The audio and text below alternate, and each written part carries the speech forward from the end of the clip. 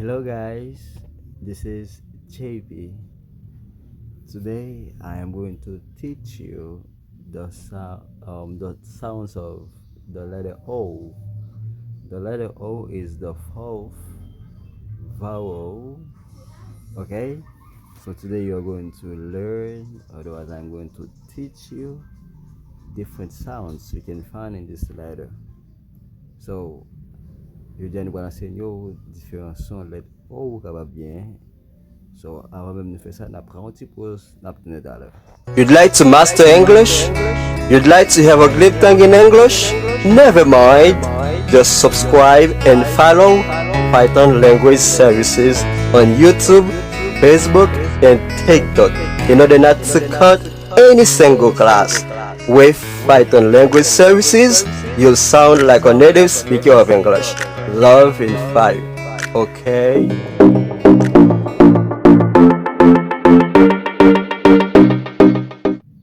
Okay guys, we are back after the break.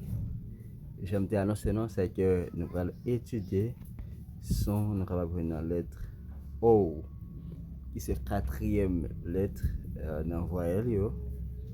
Nous allons maîtriser là sans aucun problème. Good.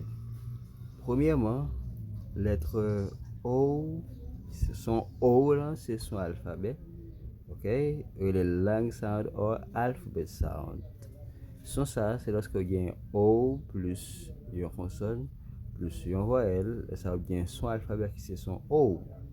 Exemple, il y a un robe, code, note, globe, microbe, microscope, okay, alone, lonely. Ya nou gen mou sa yo, wè ba ou son O. Paske apre wap gen yon konson plus yon voyelle. Donc apre O lan wap gen son O. Sa ele alphabet sound, otherwise lang sound. Now let's go for the short sounds. Maintenant nou pral pati pou son kout yo. Son kout, se lo gen O plus yon konson ou gen deux konson. Et ça va monter son A tout léger. Ça a son coûte. Par exemple, vous dites stop, not, God, clack, shack, sun, from, control, dog, battle, batter, how, possible, axe, fax, rack, office, fac, mac, rotten, tap, sac. Ok, ça c'est son A. Il y a quelques exceptions. Par exemple, il y a O plus L, la boisson O. The symbol control. Ok.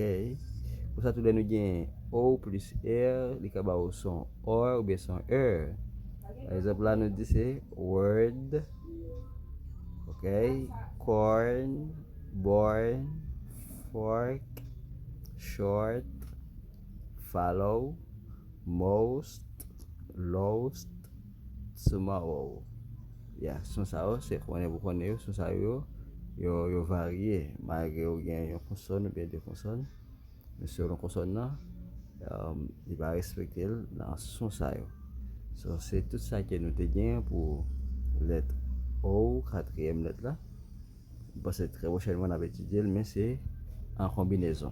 Là, on a pris au simple, et puis nous allons prendre en combinaison. Ça fait que, bon, ça y est, alors lettre ça y est, bah, pile de problème de prononciation en anglais. Parce que chaque côté, il y a un son, et ceci là, combiné, il y a un son. Et ensuite, ça que vous devez maîtriser tout. Ces symboles, on est capable de faire cours sur symbole exactement, en façon pour capable prendre symbole pour prononcer bien. Thank you for watching. Thank you for being part of us. And then I wish that you like the video, the class, you comment, you see, you share the class. See, I know you did it. I love you so much. Thank you for that. Okay, thank you so much for that. So that's all. So have a good one. Next time for another class. Bye bye. You'd like to master English? You'd like to have a glib tongue in English? Never mind.